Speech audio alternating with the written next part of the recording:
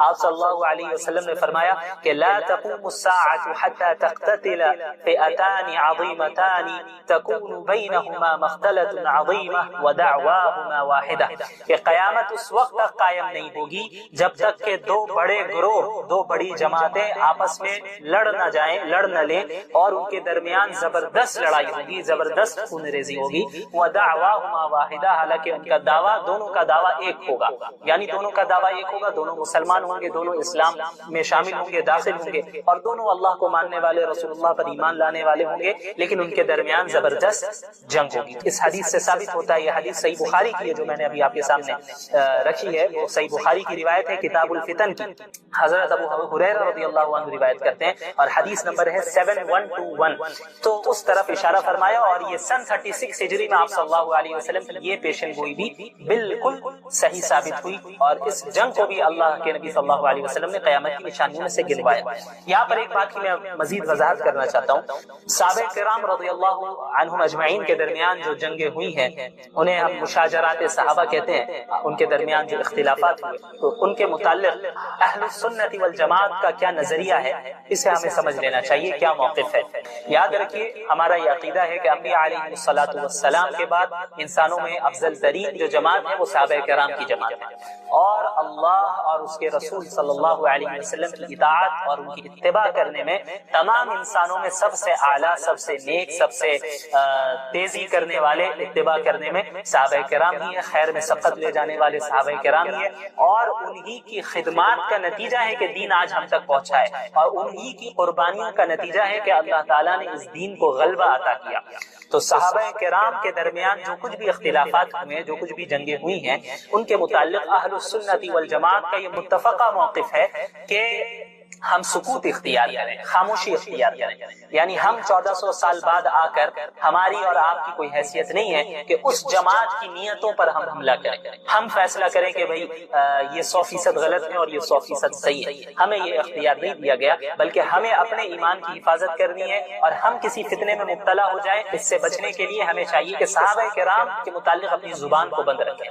آج ہمارے یہاں ایسے کئی لوگ ہیں جو کھڑے ہو گئے ہیں اور دعویٰ کرتے ہیں اور صحابہ کرام کے خلاف بولتے ہیں، حضرت امیر معاویہ رضی اللہ عنہ کے خلاف بولتے ہیں، اور بعض ایسے بھی ہیں جو حضرت معاویہ رضی اللہ عنہ کے دفاع کرتے کرتے حضرت علی رضی اللہ تعالی عنہ کے متعلق ایسی باتیں بول دیتے ہیں جو ان کے شایع نشان نہیں ہے۔ تو اسی لیے اہل السنت والجماعت کا سب سے بہترین اور معتدل اور صحیح موقف یہی ہے کہ ہم خاموشی اختیار کریں، کہ ہم لب کشائی نہ کریں، چپ رہیں، کیونکہ یہ جتنے حضرات ہیں یہ مجتہد ہیں۔ حضرت معاویہ رضی اللہ عنہ ان کا بھی ایک مقام ہے، وہ بھی مجتہد تھے۔ حضرت علی رضی اللہ تعالی عنہ ان کے مقام سے کون واقف نہیں ہے، ان کے فضائل سے کون واقف نہیں ہے، وہ بھی مجتہد ہیں۔ سنن نبی داؤد کی روایت ہے، اس میں ایک فتنے کے متعلق آپ صلی اللہ علیہ وسلم نے ذکر کیا اور ایک پیشن گوئی فرمائی ہے، اور وہ پیشن گوئی آج صحیح ثابت ہو چکی ہے، یہ ہمارے زمانے کے لیے ہی ہے، اور کس وجہ سے وہ یعنی وہ فتنہ ظاہر ہو رہا ہے، وہ کیوں ظاہر ہو رہا ہے، وہ وجہ بھی آپ صلی اللہ علیہ وسلم نے بتائی ہے، اور ہمارے لیے اس میں سبق بھی ہے کہ اگر ہم اسے ٹھیک کر لیں تو ہم اس فتنے سے محفوظ ہو جائیں گے۔ تو وہ روایت سنن نبی داؤد کی روایت ہے، حدیث نمبر 4297 ہے۔ حضرت ثوبان رضی اللہ عنہ فرماتے ہیں کہ قال رسول اللہ صلی اللہ علیہ وسلم یوشک الامم ان تداعى علیکم کما تداعى الاکلۃ الى قصعتها فقال قائل ومن قلۃ نحن یومئذ۔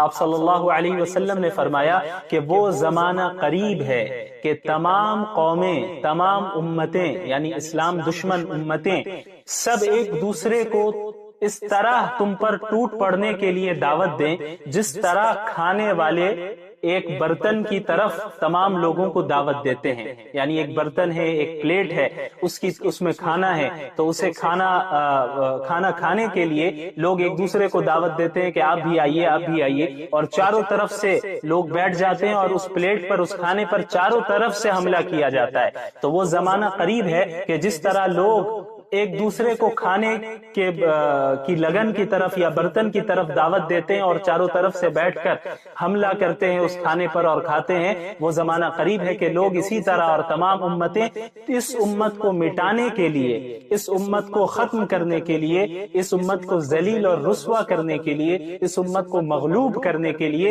ایک دوسرے کو یہ قومیں اور یہ امتیں دعوت دیں گی کہ آئیں اور سب مل کر ہم اسلام پر حملہ کریں اور مسلمانوں پر حملہ کریں۔ یہ زمانہ قریب ہے۔ تو صحابہ کرام میں سے کسی نے عرض کیا کہ وَمِن قِلَّةٍ نَحْنُ يَوْمَئِذٍ، کیا اس دن ہماری تعداد اتنی کم ہوگی، اس وجہ سے ایسا ہوگا؟ تو آپ صلی اللہ علیہ وسلم نے فرمایا کہ قال بل انتم یومئذ کثیر، نہیں بلکہ تم اس دن بہت زیادہ ہوگے، بڑی تعداد ہوگی تمہاری۔ اس حدیث پر غور کیجئے، یہ آج ہی کے زمانے کے متعلق ہے۔ آج ہماری تعداد کم ہے؟ نہیں، صحابہ کرام کے دور میں تو مسلمانوں کی تعداد کم تھی۔ آج کیا ہماری تعداد کم ہے؟ ہرگز تعداد کم نہیں ہے۔ اور کیا آج یہی حال نہیں ہے کہ تمام قومیں اور تمام امتیں اس اسلام پر اور مسلمانوں پر آج ٹوٹ پڑی؟ پوری دنیا آج اسلام پر حملہ کر رہی ہے، پوری دنیا آج مسلمانوں کو ذلیل اور رسوا کرنے کے پر تلی ہوئی ہے۔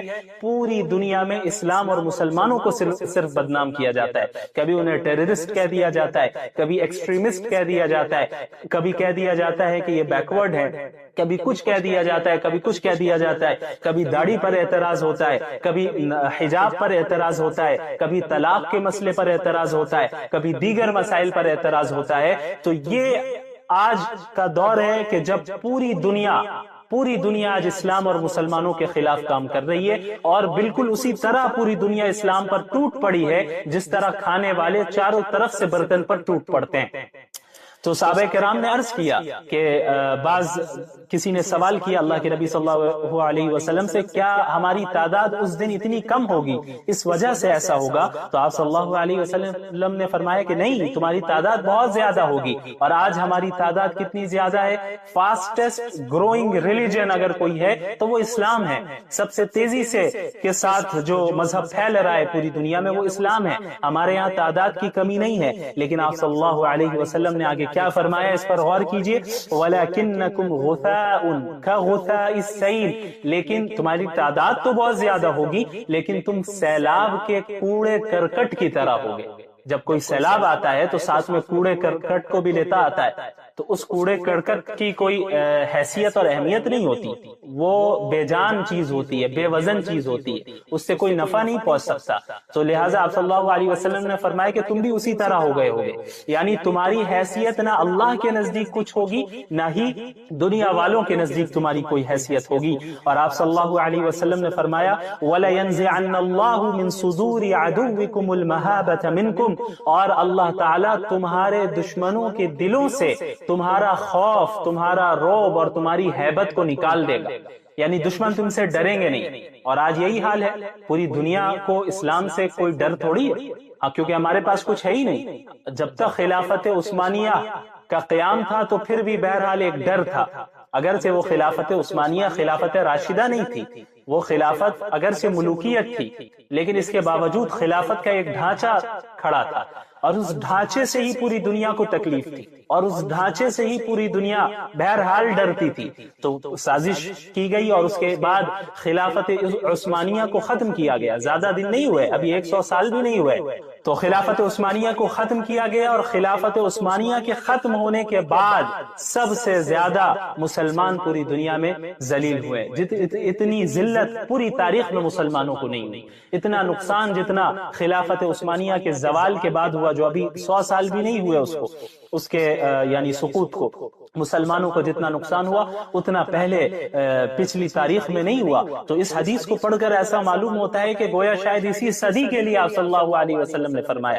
ظاہر سی بات ہے کہ اس وقت آپ صلی اللہ علیہ وسلم اس حدیث کو ارشاد فرما رہے ہیں جب اسلام عروج پر تھا۔ صحابہ کرام اور مسلمانوں نے اس دین کے لیے تمام چیزوں کی قربانی دی، جان کی بھی اور مال کی بھی۔ اب اس حدیث کو پہلے مکمل کرتے ہیں۔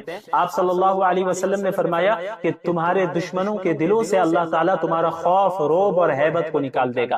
آج یہی صورتحال ہے۔ اس کے بعد آپ صلی اللہ علیہ وسلم نے فرمایا وَلَيَغْرِفَنَّ اللَّهُ فِي قُلُوبِكُمُ الْوَهْنَ وہنا، اور اللہ تعالیٰ تمہارے دلوں میں وہن ڈال دے گا۔ فقال قائل یا رسول اللہ وما الوہن، تو پوچھنے والے نے سوال کیا کہ یا رسول اللہ وہن کا مطلب کیا ہے؟ آپ صلی اللہ علیہ وسلم نے فرمایا کہ حب الدنیا وکراہیت الموت، یعنی دنیا کی محبت اور موت کا ڈر۔ جڑ کی طرف اشارہ کیا، جو اصل وجہ ہے اس کی طرف اشارہ کر دیا۔ اب آپ دیکھ لیں ہمارے اندر کتنا آج موت کا ڈر ہے اور دنیا کی کتنی محبت ہے۔ اچھا، کس سے آپ صلی اللہ علیہ وسلم ارشاد فرما رہے؟ صحابہ کرام سے۔ ظاہر سی بات ہے صحابہ کرام کے اندر یہ چیز داخل ہو، ایسا ہو ہی نہیں سکتا۔ اگر ایسا ہوتا کہ صحابہ کے اندر دنیا کی محبت ہوتی اور موت کا ڈر ہوتا تو اسلام کے لیے اتنی قربانیاں کبھی نہیں دیتے۔ بدر کے موقع پر 313 اپنے سے 3 گنا زیادہ طاقت کے سامنے کبھی نہیں جاتے، لیکن وہ گئے کیونکہ ان کے اندر موت کا ڈر نہیں تھا، اس کے علاوہ دنیا کی محبت نہیں تھی۔ تبھی انہوں نے ہجرت کی اور اپنے گھر کو، اپنے اہل و عیال کو اور اپنے مال اور جائیداد کو مکہ میں چھوڑ دیا اور پھر ہجرت کر کے آئے۔ تو اس وقت آپ صلی اللہ علیہ وسلم یہ بات ارشاد فرما رہے کہ جب یہ چیز واقع نہیں ہوئی تھی، اور ممکن ہے کہ کئی صدی بعد، بلکہ حقیقت ہے کہ کئی صدی بعد یہ چیز واقع ہوئی۔ جس طرح پوری امت پر، یعنی اس امت مسلمہ پر پوری دنیا ٹوٹ پڑی ہے، یہ چیز بعد میں واقع ہوئی۔ شروع میں تو اسلام کا عروج تھا، بالکل عروج تھا۔ تو آپ صلی اللہ علیہ وسلم نے پیشن گوئی فرمائی، تو صحابہ کو یقیناً تعجب ہوا کہ ایسا کیسے ہو جائے گا کہ ہمارے اندر یہ بیماری تو ظاہر سی بات ہے نہیں آ سکتی، صحابہ کرام کے اندر تو یہ بیماری نہیں آ سکتی۔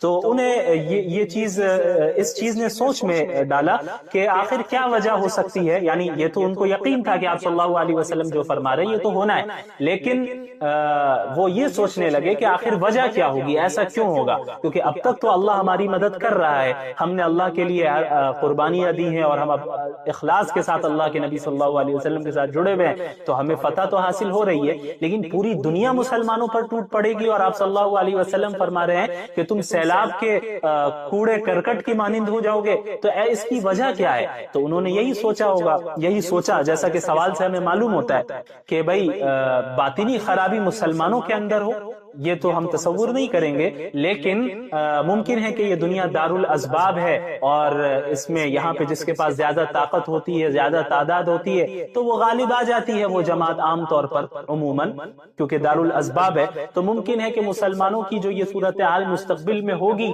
کہ اسی وجہ سے ہوگی کہ شاید ان کی تعداد کم ہو، اسی لیے آپ صلی اللہ علیہ وسلم سے انہوں نے سوال کیا کہ وَمِن قِلَّةٍ نَحْنُ يَوْمَئِذٍ، کہ ہماری تعداد کم ہونے کی وجہ سے ایسا ہوگا؟ تو آپ صلی اللہ علیہ وسلم نے فرمایا کہ نہیں، اس کی وجہ ہے وہن، حب الدنیا و کراہیت الموت، کہ دنیا کی محبت اور موت کی کراہت۔ اور آپ صلی اللہ علیہ وسلم کی یہ پیشن گوئی آج 100% صحیح ثابت ہوئی، اور یہ حدیث آپ صلی اللہ علیہ وسلم کے سچے نبی ہونے کی دلیل ہے کہ آپ نے مستقبل کے متعلق ایسی بات کہی ہے جو آج ہم دیکھ رہے ہیں کہ 100% واقع ہو چکی ہے۔ اس وقت کے لوگوں نے یہ چیز، اس چیز کو انہوں نے نہیں دیکھا، انہوں نے تو عروج کو دیکھا تھا، لیکن آج ہم 15ویں صدی میں دیکھ رہے ہیں کہ ہماری کیا حالت ہے، کہ ہمارے اندر یہ دو بیماری ہے کہ دنیا کی محبت ہے اور موت کا ڈر ہے۔ ہم حق کو سپورٹ کرنے سے ڈرتے ہیں، حق کے لیے آواز اٹھانے سے ڈرتے ہیں، ظلم کے خلاف، باطل کے خلاف آواز اٹھانے سے ڈرتے ہیں۔ کیوں ڈرتے ہیں؟ اسی بات کا ڈر ہے کہ اگر ہم حق کی بات کریں گے تو ہمیں جیل بھیج دیا جائے گا، حق کی بات کریں گے تو ہمارے خلاف کیسز چلیں گے، حق کی بات کریں گے تو ہماری تجارت کو، بزنس کو بند کر دیا جائے گا، حق کی بات کریں گے تو ہمارے گھر والوں کو تکلیف پہنچائی جائے گی۔ تو یہی تو حب الدنیا ہے، دنیا کی محبت تو اسی کو کہتے ہیں۔ اگر ہم حق کا ساتھ دیں گے تو ہمارے اوپر دہشت گردی کا الزام لگایا جا سکتا ہے، ایکسٹریمزم کا الزام لگایا جا سکتا ہے، بہت کچھ کیا جا سکتا ہے۔ تو ہمیں موت کا بھی ڈر ہو سکتا ہے کہ ہمیں جان سے مار دیا جائے۔ تو یہ دو بیماری ہے، تو یہ جو دو بیماریاں ہمارے اندر ہے، یہی وجہ ہے کہ آج ہم زوال کا شکار ہے، انحطاط کا شکار ہے۔ آج ہم اس دنیا میں ترقی نہیں کر رہے ہیں۔ صحابہ کرام کے اندر یہ دو بیماریاں ہرگز نہیں تھی، کوئی بیماری نہیں تھی باطنی بیماری، تبھی انہوں نے کیسر و قسرا کے تخت کو پلٹ دیا۔ جو دنیا کے جو دو سپر پاورز تھے اس وقت عہد نبوی میں، ان دونوں کو عرب کے لوگوں نے ہرا دیا، اور چند جو تعداد میں مختصر سے اور اسباب میں مختصر سے ایسے لوگوں نے قیصر کو، رومی حکومت کو، رومن امپائر کو ہرا دیا اور وہاں پر اسلام کا جھنڈا لہرایا۔ تو یہ ایمان کی بدولت ہوا، صرف اسباب سے نہیں ہوتا کچھ، ایمان کی بنیاد پہ ہوتا ہے، اور ان کے اندر موت کا ڈر نہیں تھا۔ اگر موت کا ڈر ہوتا تو اس طرح نہیں غالب آ پاتے۔ اسی طرح دنیا کی محبت بھی نہیں تھی۔ آج یہ تو ایک بہت بڑی چیز ہے کہ ہم حق اور باطل کے لیے کھڑے ہوں، یعنی حق کے لیے کھڑے ہوں اور باطل کے خلاف کھڑے ہوں، یہ تو ایک بہت بڑی چیز ہے۔ ہمارا جو معاشرہ ہے اپنا، اس میں اگر کوئی منکر کام ہوتا ہے، اس میں اگر کوئی گناہ کا کام ہوتا ہے تو ہم تو اس کے خلاف بھی نہیں اٹھتے۔ حضرت ثوبان رضی اللہ عنہ فرماتے ہیں کہ قال رسول اللہ صلی اللہ علیہ وسلم یوشک الامم ان تداعى علیکم کما تداعى الاکلۃ الى قصعتها فقال قائل ومن قلۃ نحن یومئذ۔ آپ صلی اللہ علیہ وسلم نے فرمایا کہ وہ زمانہ قریب ہے کہ تمام قومیں، تمام امتیں، یعنی اسلام دشمن امتیں، سب ایک دوسرے کو اس طرح تم پر ٹوٹ پڑنے کے لیے دعوت دیں جس طرح کھانے والے ایک برتن کی طرف تمام لوگوں کو دعوت دیتے ہیں۔ یعنی ایک برتن ہے، ایک پلیٹ ہے، اس میں کھانا ہے، تو اسے کھانا کھانے کے لیے لوگ ایک دوسرے کو دعوت دیتے ہیں کہ آپ بھی آئیے، آپ بھی آئیے، اور چاروں طرف سے لوگ بیٹھ جاتے ہیں اور اس پلیٹ پر، اس کھانے پر چاروں طرف سے حملہ کیا جاتا ہے۔ تو وہ زمانہ قریب ہے کہ جس طرح لوگ ایک دوسرے کو کھانے کی لگن کی طرف یا برتن کی طرف دعوت دیتے ہیں اور چاروں طرف سے بیٹھ کر حملہ کرتے ہیں اس کھانے پر اور کھاتے ہیں، وہ زمانہ قریب ہے کہ لوگ اسی طرح، اور تمام امتیں اس امت کو مٹانے کے لیے، اس امت کو ختم کرنے کے لیے، اس امت کو ذلیل اور رسوا کرنے کے لیے، اس امت کو مغلوب کرنے کے لیے ایک دوسرے کو یہ قومیں اور یہ امتیں دعوت دیں گی کہ آئیں اور سب مل کر ہم اسلام پر حملہ کریں اور مسلمانوں پر حملہ کریں۔ یہ زمانہ قریب ہے۔ تو صحابہ کرام میں سے کسی نے عرض کیا کہ وَمِن قِلَّةٍ نَحْنُ يَوْمَئِذٍ، کیا اس دن ہماری تعداد اتنی کم ہوگی، اس وجہ سے ایسا ہوگا؟ تو آپ صلی اللہ علیہ وسلم نے فرمایا کہ قال بل انتم یومئذ کثیر، نہیں بلکہ تم اس دن بہت زیادہ ہوگے، بڑی تعداد ہوگی تمہاری۔ اس حدیث پر غور کیجئے، یہ آج ہی کے زمانے کے متعلق ہے۔ آج ہماری تعداد کم ہے؟ نہیں، صحابہ کرام کے دور میں تو مسلمانوں کی تعداد کم تھی۔ آج کیا ہماری تعداد کم ہے؟ ہرگز تعداد کم نہیں ہے۔ اور کیا آج یہی حال نہیں ہے کہ تمام قومیں اور تمام امتیں اس اسلام پر اور مسلمانوں پر آج ٹوٹ پڑی؟ پوری دنیا آج اسلام پر حملہ کر رہی ہے، پوری دنیا آج مسلمانوں کو ذلیل اور رسوا کرنے کے پر تلی ہوئی ہے۔ پوری دنیا میں اسلام اور مسلمانوں کو صرف بدنام کیا جاتا ہے، کبھی انہیں ٹیررسٹ کہہ دیا جاتا ہے، کبھی ایکسٹریمسٹ کہہ دیا جاتا ہے، کبھی کہہ دیا جاتا ہے کہ یہ بیکورڈ ہے، کبھی کچھ کہہ دیا جاتا ہے، کبھی کچھ کہہ دیا جاتا ہے، کبھی داڑھی پر اعتراض ہوتا ہے، کبھی حجاب پر اعتراض ہوتا ہے، کبھی طلاق کے مسئلے پر اعتراض ہوتا ہے، کبھی دیگر مسائل پر اعتراض ہوتا ہے۔ تو یہ آج کا دور ہے کہ جب پوری دنیا آج اسلام اور مسلمانوں کے خلاف کام کر رہی ہے، اور بالکل اسی طرح پوری دنیا اسلام پر ٹوٹ پڑی ہے جس طرح کھانے والے چاروں طرف سے برتن پر ٹوٹ پڑتے ہیں۔ تو صحابہ کرام نے عرض کیا کہ کسی نے سوال کیا اللہ کے نبی صلی اللہ علیہ وسلم سے، کیا ہماری تعداد اس دن اتنی کم ہوگی، اس وجہ سے ایسا ہوگا؟ تو آپ صلی اللہ علیہ وسلم نے فرمایا کہ نہیں، تمہاری تعداد بہت زیادہ ہوگی۔ اور آج ہماری تعداد کتنی زیادہ ہے؟ فاسٹسٹ گروئنگ ریلیجن اگر کوئی ہے تو وہ اسلام ہے۔ سب سے تیزی سے کے ساتھ جو مذہب پھیل رہا ہے پوری دنیا میں وہ اسلام ہے۔ ہمارے یہاں تعداد کی کمی نہیں ہے، لیکن آپ صلی اللہ علیہ وسلم نے آگے کیا فرمایا، اس پر غور کیجئے، وَلَكِنَّكُمْ غُثَاءٌ كَغُثَاءِ السَّيْلِ، لیکن تمہاری تعداد تو بہت زیادہ ہوگی لیکن تم سیلاب کے کوڑے کرکٹ کی طرح ہوگے۔ جب کوئی سیلاب آتا ہے تو ساتھ میں کوڑے کرکٹ کو بھی لیتا آتا ہے، تو اس کوڑے کرکٹ کی کوئی حیثیت اور اہمیت نہیں ہوتی، وہ بے جان چیز ہوتی ہے، بے وزن چیز ہوتی ہے، اس سے کوئی نفع نہیں پہنچ سکتا۔ تو لہٰذا آپ صلی اللہ علیہ وسلم نے فرمایا کہ تم بھی اسی طرح ہو گئے ہوگے، یعنی تمہاری حیثیت نہ اللہ کے نزدیک کچھ ہوگی، نہ ہی دنیا والوں کے نزدیک تمہاری کوئی حیثیت ہوگی۔ اور آپ صلی اللہ علیہ وسلم نے فرمایا وَلَيَنزِعَنَّ اللَّهُ مِن صُدُورِ عَدُوِّكُمُ الْمَهَابَةَ مِنكُمْ، اور اللہ تعالیٰ تمہارے دشمنوں کے دلوں سے تمہارا خوف، تمہارا رعب اور تمہاری ہیبت کو نکال دے گا، یعنی دشمن تم سے ڈریں گے نہیں۔ اور آج یہی حال ہے، پوری دنیا کو اسلام سے کوئی ڈر تھوڑی ہے، کیونکہ ہمارے پاس کچھ ہے ہی نہیں۔ جب تک خلافت عثمانیہ کا قیام تھا تو پھر بھی بہرحال ایک ڈر تھا، اگرچہ وہ خلافت عثمانیہ خلافت راشدہ نہیں تھی، وہ خلافت اگرچہ ملوکیت تھی، لیکن اس کے باوجود خلافت کا ایک ڈھانچہ کھڑا تھا، اور اس ڈھانچے سے ہی پوری دنیا کو تکلیف تھی، اور اس ڈھانچے سے ہی پوری دنیا بہرحال ڈرتی تھی۔ تو سازش کی گئی اور اس کے بعد خلافت عثمانیہ کو ختم کیا گیا۔ زیادہ دن نہیں ہوئے، ابھی 100 سال بھی نہیں ہوئے، تو خلافت عثمانیہ کو ختم کیا گیا، اور خلافت عثمانیہ کے ختم ہونے کے بعد سب سے زیادہ مسلمان پوری دنیا میں ذلیل ہوئے۔ اتنی ذلت پوری تاریخ میں مسلمانوں کو نہیں ہوئی، اتنا نقصان جتنا خلافت عثمانیہ کے زوال کے بعد ہوا، جو ابھی 100 سال بھی نہیں ہوئے اس کے یعنی سقوط کو۔ مسلمانوں کو جتنا نقصان ہوا اتنا پہلے پچھلی تاریخ میں نہیں ہوا. تو اس حدیث کو پڑھ کر ایسا معلوم ہوتا ہے کہ گویا شاید اسی صدی کے لیے آپ صلی اللہ علیہ وسلم نے فرمایا. ظاہر سی بات ہے کہ اس وقت آپ صلی اللہ علیہ وسلم اس حدیث کو ارشاد فرما رہے ہیں جب اسلام عروج پر تھا. صحابہ کرام اور مسلمانوں نے اس دین کے لیے تمام چیزوں کی قربانی دی, جان کی بھی اور مال کی بھی. اب اس حدیث کو پہلے مکمل کرتے ہیں. آپ صلی اللہ علیہ وسلم نے فرمایا کہ تمہارے دشمنوں کے دلوں سے اللہ تعالیٰ تمہارا خوف, روب اور ہیبت کو نکال دے گا. آج یہی صورتحال ہے. اس کے بعد آپ صلی اللہ علیہ وسلم نے فرمایا وَلَا يَغْذِفَنَّ اللَّهُ فِي قُلُوبِكُمُ الْوَهْنَ, اور اللہ تعالیٰ تمہارے دلوں میں وہن ڈال دے گا. فَقَالَ قَائِلٌ يَا رَسُولَ اللَّهِ وَمَا الْوَهْنُ, تو پوچھنے والے نے سوال کیا کہ یا رسول اللہ وہن کا مطلب کیا ہے؟ آپ صلی اللہ علیہ وسلم نے فرمایا کہ حب الدنیا وکراہیت الموت, یعنی دنیا کی محبت اور موت کا ڈر. جڑ کی طرف اشارہ کیا, جو اصل وجہ ہے اس کی طرف اشارہ کر دیا. اب آپ دیکھ لیں ہمارے اندر کتنا آج موت کا ڈر ہے اور دنیا کی کتنی محبت ہے. اچھا, کس سے آپ صلی اللہ علیہ وسلم ارشاد فرما رہے؟ صحابہ کرام سے. ظاہر سی بات ہے صحابہ کرام کے اندر یہ چیز داخل ہو, ایسا ہو ہی نہیں سکتا. اگر ایسا ہوتا کہ صحابہ کے اندر دنیا کی محبت ہوتی اور موت کا ڈر ہوتا تو اسلام کے لیے اتنی قربانیاں کبھی نہیں دیتے. بدر کے موقع پر 313 اپنے سے 3 گنا زیادہ طاقت کے سامنے کبھی نہیں جاتے, لیکن وہ گئے کیونکہ ان کے اندر موت کا ڈر نہیں تھا. اس کے علاوہ دنیا کی محبت نہیں تھی, تبھی انہوں نے ہجرت کی اور اپنے گھر کو, اپنے اہل و عیال کو اور اپنے مال اور جائیداد کو مکہ میں چھوڑ دیا اور پھر ہجرت کر کے آئے. تو اس وقت آپ صلی اللہ علیہ وسلم یہ بات ارشاد فرما رہے کہ جب یہ چیز واقع نہیں ہوئی تھی, اور ممکن ہے کہ کئی صدی بعد, بلکہ حقیقت ہے کہ کئی صدی بعد یہ چیز واقع ہوئی. جس طرح پوری امت پر, یعنی اس امت مسلمہ پر پوری دنیا ٹوٹ پڑی ہے, یہ چیز بعد میں واقع ہوئی. شروع میں تو اسلام کا عروج تھا, بالکل عروج تھا.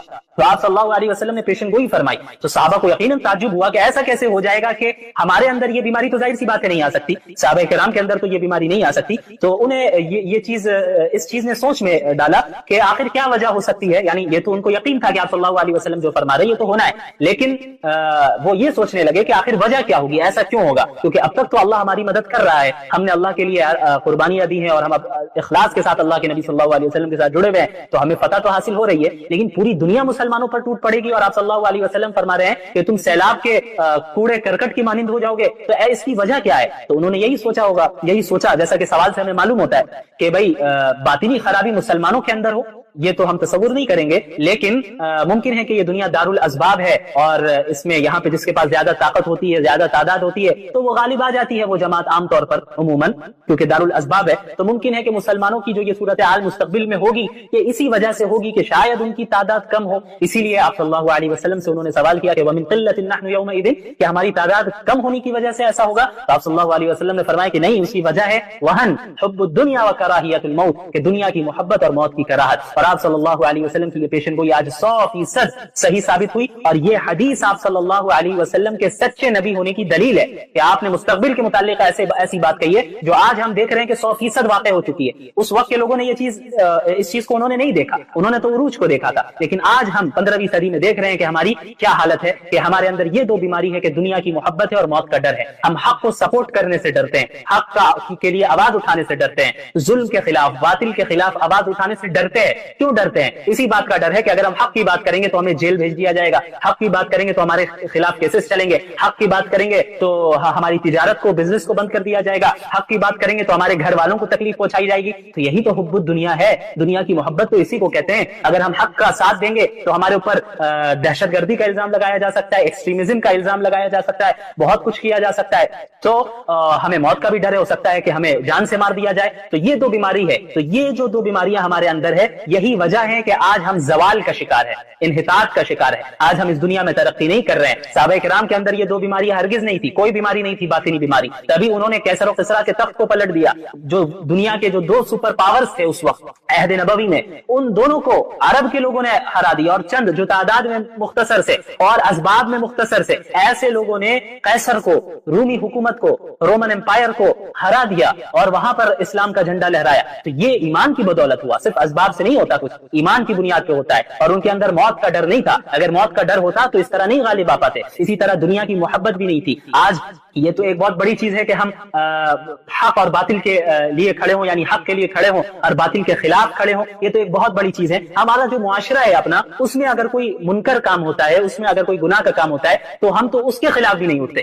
آپ دیکھ لیں اچھے سے اچھے دیندار شخص ہے، اگر انہیں کوئی ایسی شادی کی دعوت دی جائے، ایسی شادی میں بلایا جائے جہاں غیر شرعی رسم و رواج ہے، تو وہ ضرور شریک ہو جاتا ہے۔ آپ صلی اللہ علیہ وسلم نے مستقبل کے متعلق جو پیشن گوئیاں فرمائی ہیں، ان میں وہ جنگیں بھی شامل ہیں جو مسلمانوں اور مشرکین کے درمیان ہوں گی، اور وہ جنگیں بھی شامل ہیں جو مسلمانوں کے ہی درمیان آپس میں ہی جنگیں پاس میں ہوئی ہیں۔ تو اسی کے متعلق انہی جنگوں میں سے جو مسلمانوں کے درمیان جو جنگیں ہوئی ہیں، انہی جنگوں میں سے اس کے متعلق آپ صلی اللہ علیہ وسلم نے پہلے ہی پیشن گوئی فرما دی۔ آپ صلی اللہ علیہ وسلم نے فرمایا کہ لا تقوم الساعة حتى تقتتل فئتان عظیمتان تكون بينهما مختلة عظیمة ودعواهما واحدة، کہ قیامت اس وقت تک قائم نہیں ہوگی جب تک کہ دو بڑے گروہ، دو بڑی جماعتیں آپس میں لڑ نہ جائیں، لڑ نہ لیں، اور ان کے درمیان زبردست لڑائی ہوگی، زبردست خون ریزی ہوگی۔ ودعواهما واحدة، حالانکہ ان کا دعویٰ، دونوں کا دعویٰ ایک ہوگا، یعنی دونوں کا دعویٰ ایک ہوگا، دونوں مسلمان ہوں گے، دونوں اسلام میں شامل ہوں گے، داخل ہوں گے، اور دونوں اللہ کو ماننے والے، رسول اللہ پر ایمان لانے والے ہوں گے، لیکن ان کے درمیان زبردست جنگ ہوگی۔ اس حدیث سے ثابت ہوتا ہے، یہ حدیث صحیح بخاری کی ہے جو میں نے ابھی آپ کے سامنے رکھی ہے، وہ صحیح بخاری کی روایت ہے کتاب الفتن کی، حضرت ابو ہریرہ رضی اللہ عنہ روایت کرتے ہیں، اور حدیث نمبر ہے 7121۔ تو اس طرف اشارہ فرمایا، اور یہ سن 36 ہجری میں آپ صلی اللہ علیہ وسلم کی یہ پیشن گوئی بھی بالکل صحیح ثابت ہوئی، اور اس جنگ کو بھی اللہ کے نبی صلی اللہ علیہ وسلم نے قیامت کی نشانیوں میں سے گنوایا۔ یہاں پر ایک بات کی میں مزید وضاحت کرنا چاہتا ہوں، صحابہ کرام رضی اللہ عنہم اجمعین کے درمیان جو جنگیں ہوئی ہیں انہیں ہم مشاجرات صحابہ کہتے ہیں، ان کے درمیان جو اختلافات ہوئے، تو ان کے متعلق اہل السنت والجماعت کا کیا نظریہ ہے، اسے ہمیں سمجھ لینا چاہیے، کیا موقف ہے۔ یاد رکھیے، ہمارا یہ عقیدہ ہے کہ انبیاء علیہ الصلوۃ والسلام کے بعد انسانوں میں افضل ترین جو جماعت ہے وہ صحابہ کرام کی جماعت ہے، اور اللہ اور اس کے رسول صلی اللہ علیہ وسلم کی اطاعت اور ان کی اتباع کرنے میں تمام انسانوں میں سب سے اعلیٰ، سب سے نیک، سب سے تیزی کرنے والے، اتباع کرنے میں صحابہ کرام ہی ہیں، خیر میں سبقت لے جانے والے صحابہ کرام ہی ہیں، اور انہی کی خدمات کا نتیجہ ہے کہ دین آج ہم تک پہنچا ہے، اور انہی کی قربانیوں کا نتیجہ ہے کہ اللہ تعالیٰ نے اس دین کو غلبہ عطا کیا۔ تو صحابہ کرام کے درمیان جو کچھ بھی اختلافات ہوئے ہیں، جو کچھ بھی جنگیں ہوئی ہیں، ان کے متعلق اہل السنت والجماعت کا یہ متفقہ موقف ہے کہ ہم سکوت اختیار کریں، خاموشی اختیار کریں، یعنی ہم 1400 سال بعد آ کر ہماری اور آپ کی کوئی حیثیت نہیں ہے کہ اس جماعت کی نیتوں پر ہم حملہ کریں، ہم فیصلہ کریں کہ بھائی یہ 100% غلط ہے اور یہ 100% صحیح ہے، ہمیں یہ اختیار نہیں دیا گیا، بلکہ ہمیں اپنے ایمان کی حفاظت کرنی ہے، اور ہم کسی فتنے میں مبتلا ہو جائیں اس سے بچنے کے لیے ہمیں چاہیے کہ صحابہ کرام کے متعلق اپنی زبان کو بند رکھیں۔ آج ہمارے یہاں ایسے کئی لوگ ہیں جو کھڑے ہو گئے ہیں اور دعویٰ کرتے ہیں اور صحابہ کرام کے خلاف بولتے ہیں، حضرت امیر معاویہ رضی اللہ عنہ کے خلاف بولتے ہیں، اور بعض ایسے بھی ہیں جو حضرت معاویہ رضی اللہ عنہ کے دفاع کرتے کرتے حضرت علی رضی اللہ تعالیٰ عنہ کے متعلق ایسی باتیں بول دیتے ہیں جو ان کے شایع نشان نہیں ہے۔ تو اسی لیے اہل سنت والجماعت کا سب سے بہترین اور معتدل اور صحیح موقف یہی ہے کہ ہم خاموشی اختیار کریں، کہ ہم لب کشائی نہ کریں، چپ رہیں، کیونکہ یہ جتنے حضرات ہیں یہ مجتہد ہیں۔ حضرت معاویہ رضی اللہ عنہ ان کا بھی ایک مقام ہے، وہ بھی مجتہد تھے۔ حضرت علی رضی اللہ تعالیٰ عنہ ان کے مقام سے کون واقف نہیں ہے، ان کے فضائل سے کون واقف نہیں ہے، وہ بھی مجتہد ہیں۔ اور آپ صلی اللہ علیہ وسلم نے فرمایا ہے، یہ صحیح بخاری کی روایت ہے کتاب الاعتصام بالکتاب والسنہ میں، حدیث نمبر ہے 7352، کہ آپ صلی اللہ علیہ وسلم نے فرمایا کہ اذا حکم الحاکم فاجتہد ثم اصاب فله اجران واذا حکم فاجتہد ثم اخطأ فله اجر، کہ جب ایک حاکم اجتہاد کرے اور کوئی فیصلہ کرے اور اس کا فیصلہ صحیح بھی ہو، درست بھی ہو، تو اس کے لیے 2 اجر، 2 ثواب، اور جب وہ اجتہاد کرے اور فیصلہ کرے، اجتہاد کر کے کوئی فیصلہ کرے لیکن اس کا فیصلہ غلط ہو جائے، تب بھی اس کو 1 اجر ملنا ہے، کیونکہ اس نے اجتہاد کیا، اس کی نیت یہ نہیں تھی کہ وہ کچھ غلط کرے، خراب کرے، بلکہ اس نے جو اجتہاد کیا وہ اپنے اجتہاد میں اپنے اعتبار سے صحیح تھا، لیکن اگر حقیقت میں اس سے کچھ غلطی ہو گئی تو وہ اجتہادی غلطی ہوگی، یہ نہیں کہ نیتوں پہ ہم حملہ کرنے لگ جائے۔ تو یہ صحابہ کرام میں جو 2 گروہ بن گئے اور آپس میں جو جنگ ہوئی، لڑائی ہوئی، اگر ان 2 جماعتوں میں سے، ان 2 گروہ میں سے کسی ایک گروہ سے اگر کوئی خطا ہوئی ہے تو وہ اجتہادی خطا ہے، اس پر بھی انہیں 1 ثواب ملے گا۔ تو ہم اور آپ 1400 سال بعد اٹھ کر، میری اور آپ کی تو یہ حیثیت نہیں ہے کہ اس جماعت کے متعلق ہم ان پر اعتراض کریں، ان کی نیتوں پہ حملہ کریں۔ ایسے بھی لوگ ہیں جو علیاذ باللہ کھڑے ہو کر بعض صحابہ کرام کو منافق کہہ رہے ہیں، یہ بات کیسے صحیح ہو سکتی ہے جبکہ اللہ کے نبی صلی اللہ علیہ وسلم نے حضرت حسن رضی اللہ تعالیٰ عنہ کے متعلق فرمایا، صحیح بخاری کی روایت ہے کتاب الصلح 2704 حدیث نمبر ہے کہ ان ابنی هذا سید ولعل اللہ ان یصلح بین فئتین عظیمتین من المسلمین، کہ یہ میرا بیٹا حسن یہ سید ہے، سردار ہے، اور اللہ تعالیٰ سے امید ہے کہ میرے اس بیٹے کے ذریعے اللہ تعالیٰ مسلمانوں کے 2 بڑے گروہ کے درمیان صلح کروائے گا۔ اور پھر ایسا ہی ہوا، جب آپ تاریخ کا مطالعہ کریں گے تو آپ کو معلوم ہوگا کہ حضرت حسن حسن حضرت علی رضی اللہ عنہ کے انتقال کی شہادت کے بعد حضرت حسن کے ہاتھوں پر مسلمانوں نے بیعت کی اور وہ دو گروہ اسی طرح قائم رہے. حضرت معاویہ رضی اللہ عنہ کا جو گروہ ہے وہ بھی اسی طرح قائم رہا. یہاں حضرت علی کی شہادت کی تو اس کے بعد خلیفہ مقرر کیے گئے حضرت حسن, لیکن حضرت حسن رضی اللہ تعالیٰ عنہ نے حضرت معاویہ سے صلح کر لی اور حضرت معاویہ کے ہاتھوں پر رضی اللہ عنہ کے ہاتھوں پر بیعت کر لی, اور اس طرح جو دو گروہ بن گئے تھے مسلمانوں میں وہ ایک ہو گئے اور متحد ہو گئے, جس کی پیشن گوئی آپ صلی اللہ علیہ وسلم نے بہت پہلے کر دی تھی کہ اس بیٹے کے ذریعے, میرے اس بیٹے کے ذریعے اللہ تعالیٰ مسلمانوں کے من المسلمین, اس پر غور کیجیے, مسلمانوں کے دو بڑے گروہوں کے درمیان صلح کروا دے گا. تو اللہ کے نبی صلی اللہ علیہ وسلم دونوں گروہ کو مسلمان کہہ رہے ہیں, دونوں کو مسلمانوں میں شامل کر رہے ہیں. تو جن کے متعلق اللہ کے نبی صلی اللہ علیہ وسلم نے گواہی دے دی کہ وہ مسلمان ہیں, تو ہم 1400 سال بعد اٹھ کر ہم یہ کہیں علیاذ باللہ کہ نہیں ایک گروہ منافق تھا, تو یہ بدبختی کی علامت, ہمیں اس سے دور رہنا چاہیے. اور خصوصاً عوام کو تو میں یہی کہنا چاہوں گا جو عام مسلمان ہیں انہیں چاہیے کہ ان موضوعات سے, ان ٹاپک سے دور رہے, ان چیزوں میں لگے جن سے آپ کا عملی فائدہ ہو, آپ کی زندگی میں کوئی فائدہ ہو, عمل میں کوئی فائدہ ہو, اس میں اضافہ ہو, آپ کی آخرت بنے. اس کے علاوہ اگر آپ ان مسائل میں الجھ گئے, ان ٹاپکس میں الجھ گئے اور خدا نہ خواستہ صحابہ کرام کے متعلق لب کشائی کرنے لگ گئے, تو یہ بڑے خطرے کی بات ہے. ہو سکتا ہے جو بھی ایسا کرے اس کی آخرت جو ہے برباد ہو جائے. تو اس لیے ہمیں سکوت اختیار کرنا ہے. اے اللہ اس دن نبی کو شرمندگی میں مبتلا نہ کرنا. اے اللہ کہیں ایسا نہ ہو کہ نبی ہمیں دیکھ کر پہچاننے سے انکار کر دے. اے اللہ ایسا نہ ہو کہ ہم صرف زبانی دعویٰ کرنے والے ہوں. اے اللہ ایسا نہ ہو کہ ہم نبی کا انکار کرنے والے ہو, نبی کی مخالفت کرنے والے ہو. اے اللہ فلسطین کے مسلمانوں پر کیسا ظلم ہو رہا ہے. اے اللہ ہم ایسے زمانے میں ہیں کہ ہم کچھ کر بھی نہیں پا رہے, چاہ کے بھی نہیں کر پا رہے. اے اللہ ہم کیا کریں, ہم کیسے منہ دکھائیں, ہمیں نہیں معلوم. اے اللہ ہمارے پاس کوئی اختیارات نہیں ہے. اے اللہ ہم بولنے اور دعا کرنے کے علاوہ کچھ کر نہیں پا رہے. اے اللہ ہم اپنے بچوں کو تڑپتے ہوئے بلکتے ہوئے ویڈیوز میں دیکھ رہے ہیں. اے اللہ اپنی عورتوں کو ہم دیکھ رہے ہیں کہ کیسے ان کی عزتیں لوٹی جا رہی. اے اللہ ہمارے نوجوانوں کو کس طرح شہید کیا جا رہا ہے. اے اللہ تیرے علاوہ اس وقت ان کی حفاظت کرنے والا کوئی نہیں. اے اللہ ہم تمام اسلامی حکام کی شکایت آپ سے کرتے ہیں. اے اللہ ہر اس حاکم کی پکڑ فرما, ہر اس حاکم کی پکڑ فرما جو اس امت کو اس طرح قتل عام میں مبتلا کرتے ہوئے دیکھ رہا ہے لیکن وہ آگے نہیں بڑھ رہا. اے اللہ پھر سے صلاح الدین ایوبی کو پیدا فرما. اے اللہ پھر سے عمر بن خطاب کو پیدا فرما. اے اللہ پھر سے خالد بن الولید کو پیدا فرما. اے اللہ وہ ابو بکر والی حمیت اور غیرت ہمارے اندر پیدا فرما. جب ابو بکر نے فرمایا تھا اینقص الدین وانا حی, کہ میرے جیتے جی دین میں کمی پیدا ہوگی. اے اللہ آج آپ کے دین میں کمی پیدا ہوئی اور ہم بیٹھے ہیں, ہم ہاتھ پہ ہاتھ رکھے بیٹھے ہیں, ہم دین کی مخالفت کر رہے ہیں, آپ کے احکامات کی مخالفت کر رہے ہیں اور بڑے فخر سے اپنے نبی کی طرف نسبت کر رہے ہیں. اے اللہ ہم جانتے ہیں یہ نفاق کی علامتیں ہیں, ہم جانتے ہیں کہ یہ منافقانہ صفات ہیں. اے اللہ ہم کمزور ہیں, تو اپنے فضل سے ہمیں قوت بخش. اے اللہ اپنے فضل سے ہمیں قوت بخش. اے اللہ ہمیں گمراہی سے بچا لے. اے اللہ مسجد اقصی کو آزاد فرما. اے اللہ مسجد اقصی کو آزاد فرما. اے اللہ مسجد اقصی کو آزاد فرما اور تمام مظلوم مسلمانوں کی مدد فرما. اے اللہ ملک بھارت کے مسلمانوں کی مدد فرما, انہیں ظالموں کے ظلم سے بچا, بالخصوص جموں کشمیر کے مسلمانوں کی حفاظت فرما.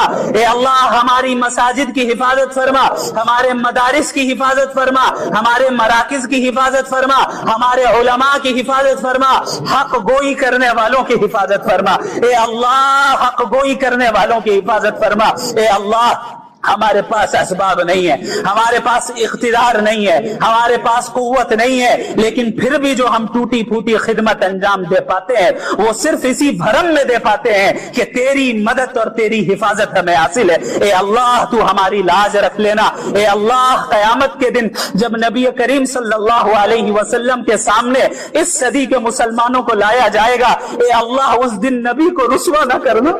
اے اللہ اس دن نبی کو شرمندگی میں مبتلا نہ کرنا. اے اللہ کہیں ایسا نہ ہو کہ نبی ہمیں دیکھ کر پہچاننے سے انکار کر دے. اے اللہ ایسا نہ ہو کہ ہم صرف زبانی دعویٰ کرنے والے ہوں, اے اللہ ایسا نہ ہو کہ ہم نبی کا انکار کرنے والے ہو، نبی کی مخالفت کرنے والے ہو۔ اے اللہ ہم مجرم آج آپ کے دربار میں اپنے جرم کا اعتراف کرتے ہیں۔ اے اللہ تو نے تو فرمایا ہے کہ لو بلغت ذنوبک عنان السماء، کہ اگرچہ تیرے گناہ آسمانوں تک پہنچ جائے لیکن تو سچے دل سے ہماری طرف رجوع کر لے اور توبہ و استغفار کرے، میں تمام گناہوں کو بخشنے والا ہوں اور مجھے کوئی پرواہ نہیں۔ اے اللہ ہمارے تمام گناہوں کو معاف فرما، ہمیں تو جذبہ عطا فرما، دین پر چلنے کی توفیق عطا فرما۔ اے اللہ ہمیں موت سے پہلے اس اسلام کا عروج دوبارہ دکھا دے۔ اے اللہ موت سے پہلے اس اسلام کا عروج دوبارہ دکھا دے۔ اے اللہ اب آنکھیں ترس رہی ہے، اب آنکھیں ترس رہی ہے اس اسلام کو عروج پر دیکھنے کے لیے۔ علماء اسلام کی تو حفاظت فرما جو اس دین کی خدمات کو انجام دے رہے ہیں اور اس دین کی ترقی اور عروج پر اس دین کو لے جانے کی کوششیں کر رہے ہیں۔ اے اللہ ہمارے بچوں کی نسلوں کی حفاظت فرما، ہمارے بچوں کو ایمان سے محروم نہ کر، ہمارے بچوں اور ہماری نسلوں میں ایمان اور ہدایت عام فرما دے، ہم سب کو ہدایت اور ایمان کو پھیلانے کا ذریعہ اور سبب بنا دے۔ اے اللہ ہم قیامت کے دن کی ہولناکیوں سے پناہ چاہتے ہیں، اے اللہ قبر کے عذاب سے پناہ چاہتے ہیں، اے اللہ زندگی اور موت کے فتنوں سے پناہ چاہتے ہیں، اے اللہ ہم دجالی فتنوں سے پناہ چاہتے ہیں۔ اے اللہ ہمیں حق بنا کر دکھا اور اس کی اتباع کرنے کی توفیق عطا فرما، اور باطل بنا کر دکھا اور اس سے اجتناب کرنے کی توفیق عطا فرما۔ اے اللہ ہم سے ہدایت نہ سلب کر لینا، ہمارے اعمال کے نتیجے میں ہماری پکڑ نہ فرما دینا، بلکہ تو ہماری مغفرت فرما اور ہمیں جہنم کی آگ سے نجات عطا فرما۔ اللہم اجرنا من النار، اللہم اجرنا من النار، اللهم اجرنا من النار وادخلنا الجنة مع الابرار، وادخلنا الجنة مع الابرار، وادخلنا الجنة مع الابرار يا عزيز يا غفار۔ سبحان ربك رب العزة عما يصفون وسلام على المرسلين والحمد لله رب العالمين۔ آپ صلی اللہ علیہ وسلم نے مستقبل کے متعلق جو پیشن گوئیاں فرمائی ہیں ان میں وہ جنگیں بھی شامل ہیں جو مسلمانوں اور مشرکین کے درمیان ہوں گی، اور وہ جنگیں بھی شامل ہیں جو مسلمانوں کے ہی درمیان آپس میں ہی جنگیں پاسٹ میں ہوئی ہیں۔ تو اسی کے متعلق انہی جنگوں میں سے جو مسلمانوں کے درمیان جو جنگیں ہوئی ہیں انہی جنگوں میں سے ایک، اس کے متعلق آپ صلی اللہ علیہ وسلم نے پہلے ہی پیشن گوئی فرما دی۔ آپ صلی اللہ علیہ وسلم نے فرمایا کہ لا تقوم الساعة حتى تقتتل فئتان عظیمتان تكون بینہما مختلة عظیمہ ودعواہما واحدہ، کہ قیامت اس وقت تک قائم نہیں ہوگی جب تک کہ دو بڑے گروہ، دو بڑی جماعتیں آپس میں لڑ نہ لیں اور ان کے درمیان زبردست لڑائی ہوگی، زبردست خون ریزی ہوگی۔ ودعواہما واحدہ، حالانکہ ان کا دعویٰ، دونوں کا دعویٰ ایک ہوگا، یعنی دونوں کا دعویٰ ایک ہوگا، دونوں مسلمان ہوں گے، دونوں اسلام میں شامل ہوں گے، داخل ہوں گے، اور دونوں اللہ کو ماننے والے، رسول اللہ پر ایمان لانے والے ہوں گے، لیکن ان کے درمیان زبردست جنگ ہوگی۔ اس حدیث سے ثابت ہوتا ہے، یہ حدیث صحیح بخاری کی ہے جو میں نے ابھی آپ کے سامنے رکھی ہے، وہ صحیح بخاری کی روایت ہے کتاب الفتن کی۔ حضرت ابو ہریرہ رضی اللہ عنہ روایت کرتے ہیں اور حدیث نمبر ہے 7121۔ تو اس طرف اشارہ فرمایا، اور یہ سن 36 ہجری میں آپ صلی اللہ علیہ وسلم کی یہ پیشن گوئی بھی بالکل صحیح ثابت ہوئی، اور اس جنگ کو بھی اللہ کے نبی صلی اللہ علیہ وسلم نے قیامت کی نشانیوں میں سے گنوایا۔ یہاں پر ایک بات کی میں مزید وضاحت کرنا چاہتا ہوں، صحابہ کرام رضی اللہ عنہم اجمعین کے درمیان جو جنگیں ہوئی ہیں انہیں ہم مشاجرات صحابہ کہتے ہیں، ان کے درمیان جو اختلافات ہوئے تو ان کے متعلق اہل السنت والجماعت کا کیا نظریہ ہے، اسے ہمیں سمجھ لینا چاہیے، کیا موقف ہے۔ یاد رکھیے ہمارا یہ عقیدہ ہے کہ انبیاء علیہ الصلاۃ والسلام کے بعد انسانوں میں افضل ترین جو جماعت ہے وہ صحابہ کرام کی جماعت ہے، اور اللہ اور اس کے رسول صلی اللہ علیہ وسلم کی اطاعت اور ان کی اتباع کرنے میں تمام انسانوں میں سب سے اعلیٰ، سب سے نیک، سب سے تیزی کرنے والے اتباع کرنے میں صحابہ کرام ہی ہے، خیر میں سبقت لے جانے والے صحابہ کرام ہی ہے، اور انہی کی خدمات کا نتیجہ ہے کہ دین آج ہم تک پہنچا ہے، اور انہی کی قربانیوں کا نتیجہ ہے کہ اللہ تعالیٰ نے اس دین کو غلبہ عطا کیا۔ تو صحابہ کرام کے درمیان جو کچھ بھی اختلافات ہوئے ہیں، جو کچھ بھی جنگیں ہوئی ہیں، ان کے متعلق اہل السنت والجماعت کا یہ متفقہ موقف ہے کہ ہم سکوت اختیار کریں، خاموشی اختیار کریں. یعنی ہم 1400 سال بعد آ کر ہماری اور آپ کی کوئی حیثیت نہیں ہے کہ اس جماعت کی نیتوں پر ہم حملہ کریں. ہم فیصلہ کریں کہ بھئی یہ 100% غلط ہے اور یہ 100% صحیح ہے. ہمیں یہ اختیار نہیں دیا گیا، بلکہ ہمیں اپنے ایمان کی حفاظت کرنی ہے. اور ہم کسی فتنے میں مبتلا ہو جائے، اس سے بچنے کے لیے ہمیں چاہیے کہ صحابہ کرام کے متعلق اپنی زبان کو بند رکھیں. آج ہمارے یہاں ایسے کئی لوگ ہیں جو کھڑے ہو گئے ہیں اور دعویٰ کرتے ہیں اور صحابہ کرام کے خلاف بولتے ہیں، حضرت امیر معاویہ رضی اللہ عنہ کے خلاف بولتے ہیں. اور بعض ایسے بھی ہیں جو حضرت معاویہ رضی اللہ عنہ کے دفاع کرتے کرتے حضرت علی رضی اللہ تعالی عنہ کے متعلق ایسی باتیں بول دیتے ہیں جو ان کے شایان نشان نہیں ہے. تو اسی لیے اہل السنت والجماعت کا سب سے بہترین اور معتدل اور صحیح موقف یہی ہے کہ ہم خاموشی اختیار کریں، کہ ہم لب کشائی نہ کریں، چپ رہیں. کیونکہ یہ جتنے حضرات ہیں یہ مجتہد تھے. حضرت معاویہ رضی اللہ عنہ ان کا بھی ایک مقام ہے، وہ بھی مجتہد تھے. حضرت علی رضی اللہ تعالی عنہ ان کے مقام سے کون واقف نہیں ہے، ان کے فضائل سے کون واقف نہیں ہے، وہ بھی مجتہد ہیں. اور آپ صلی اللہ علیہ وسلم نے فرمایا ہے، یہ صحیح بخاری کی روایت ہے کتاب الاعتصام بالکتاب والسنہ میں، حدیث نمبر ہے 7352، کہ آپ صلی اللہ علیہ وسلم نے فرمایا کہ اذا حکم الحاکم فاجتہد ثم اصاب فله اجران واذا حکم فاجتہد ثم اخطأ فله اجر، کہ جب ایک حاکم اجتہاد کرے اور کوئی فیصلہ کرے اور اس کا فیصلہ صحیح بھی ہو، درست بھی ہو، تو اس کے لیے 2 اجر، 2 ثواب ہیں. اور جب وہ اجتہاد کرے اور فیصلہ کرے، اجتہاد کر کے کوئی فیصلہ کرے لیکن اس کا فیصلہ غلط ہو جائے، تب بھی اس کو 1 اجر ملنا ہے، کیونکہ اس نے اجتہاد کیا. اس کی نیت یہ نہیں تھی کہ وہ کچھ غلط کرے، خراب کرے، بلکہ اس نے جو اجتہاد کیا وہ اپنے اجتہاد میں اپنے اعتبار سے صحیح تھا. لیکن اگر حقیقت میں اس سے کچھ غلطی ہو گئی تو وہ اجتہادی غلطی ہوگی، یہ نہیں کہ نیتوں پہ ہم حملہ کرنے لگ جائے. تو یہ صحابہ کرام میں جو 2 گروہ بن گئے اور آپس میں جو جنگ ہوئی، لڑائی ہوئی، اگر ان 2 جماعتوں میں سے، ان 2 گروہ میں سے کسی ایک گروہ سے اگر کوئی خطا ہوئی ہے تو وہ اجتہادی خطا ہے، اس پر بھی انہیں 1 ثواب ملے گا. تو ہم اور آپ 1400 سال بعد اٹھ کر، میری اور آپ کی تو یہ حیثیت نہیں ہے کہ اس جماعت کے متعلق ہم ان پر اعتراض کریں، ان کی نیتوں پہ حملہ کریں. ایسے بھی لوگ ہیں جو علیاذ باللہ کھڑے ہو کر بعض صحابہ کرام کو منافق کہہ رہے ہیں. یہ بات کیسے صحیح ہو سکتی ہے جبکہ اللہ کے نبی صلی اللہ علیہ وسلم نے حضرت حسن رضی اللہ تعالی عنہ کے متعلق فرمایا، صحیح بخاری کی روایت ہے کتاب الصلح 2704 حدیث نمبر ہے کہ ان ابنی هذا سید ولعل اللہ ان یصلح بین فئتین عظیمتین من المسلمین، کہ یہ میرا بیٹا حسن یہ سید ہے، سردار ہے، اور اللہ تعالیٰ سے امید ہے کہ میرے اس بیٹے کے ذریعے اللہ تعالیٰ مسلمانوں کے 2 بڑے گروہ کے درمیان صلح کروائے گا. اور پھر ایسا ہی ہوا. جب آپ تاریخ کا مطالعہ کریں گے تو آپ کو معلوم ہوگا کہ حضرت علی رضی اللہ عنہ کے انتقال کی شہادت کے بعد حضرت حسن کے ہاتھوں پر مسلمانوں نے بیعت کی اور وہ 2 گروہ اسی طرح قائم رہے.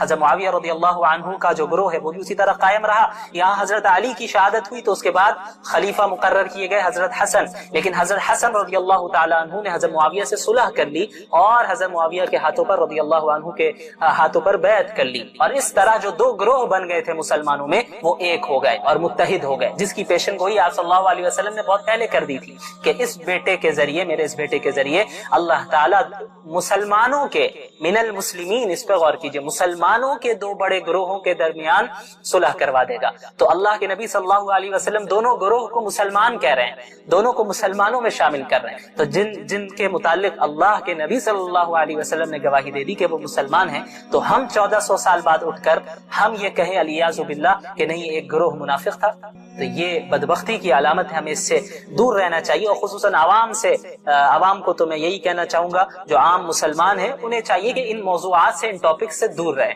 ان چیزوں میں لگیں جن سے آپ کا عملی فائدہ ہو، آپ کی زندگی میں کوئی فائدہ ہو، عمل میں کوئی فائدہ ہو، اس میں اضافہ ہو، آپ کی آخرت بنے. اس کے علاوہ اگر آپ ان مسائل میں الجھ گئے، ان ٹاپکس میں الجھ گئے اور خدا نہ خواستہ صحابہ کرام کے متعلق لب کشائی کرنے لگ گئے تو یہ بڑے خطرے کی بات ہے. ہو سکتا ہے جو بھی ایسا کرے اس کی آخرت جو ہے برباد ہو جائے. تو اس لیے ہمیں سکوت اختیار کرنا ہے. سکوت مطلب خاموشی اختیار کرنی ہے. اہل السنت والجماعت کا نظریہ ہے. یہ ایک مستقل الگ ٹاپک ہے، اس میں انشاءاللہ کبھی ہم تفصیل سے بات کریں گے مزید دلائل کی روشنی میں کہ اہل السنت والجماعت کا جو یہ نظریہ ہے یہی کیوں صحیح نظریہ ہے، اور دیگر جو نظریات ہیں جو ایک طرفہ نظریات ہیں وہ غلط کیوں ہیں. ہم دلائل کی روشنی میں بات کریں گے، لیکن اس ٹاپک کا اس سیریز سے کوئی خاص تعلق نہیں ہے، تو اس لیے ہم اس میں ڈیٹیل میں نہیں جائیں گے. بس ہمیں اس واقعے سے، اس حدیث سے اتنا بتانا مقصد ہے ہمارا کہ اس جنگ کے متعلق بھی آپ صلی اللہ علیہ وسلم نے جس طرح پیشن گوئی فرمائی